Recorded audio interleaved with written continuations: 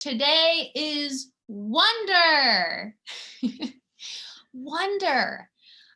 I don't know if you've ever heard this before when we talked about manifesting. If you've ever done any other manifesting style of techniques, wonder is actually the energy that you feel when a miracle has made manifest.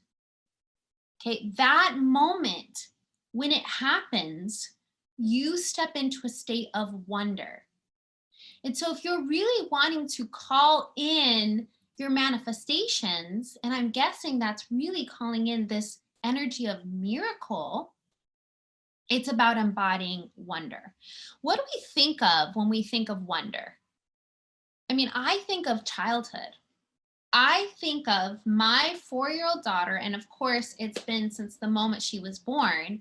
When she wakes up in the morning, she's not tired. She's not complaining. She is awake and alive and excited for the new day. Everything that she touches, that she experiences, it is absolutely full of wonder. So I have here the definition of wonder. This is from Webster. Okay. A cause of astonishment or admiration, miracle. Astonishment at something awesomely mysterious or new to one's experience. The quality of excited, amazed admiration. So when I think of the opposite of wonder, it's really this energy of like being jaded, being pessimistic. I mean, how much of our lives are we actually living in this quality of awe?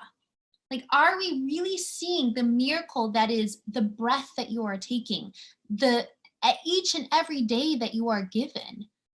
Even the fact of how your body works, when you start to understand all the systems, all the intricate, amazing miracles of your body, it blows your mind.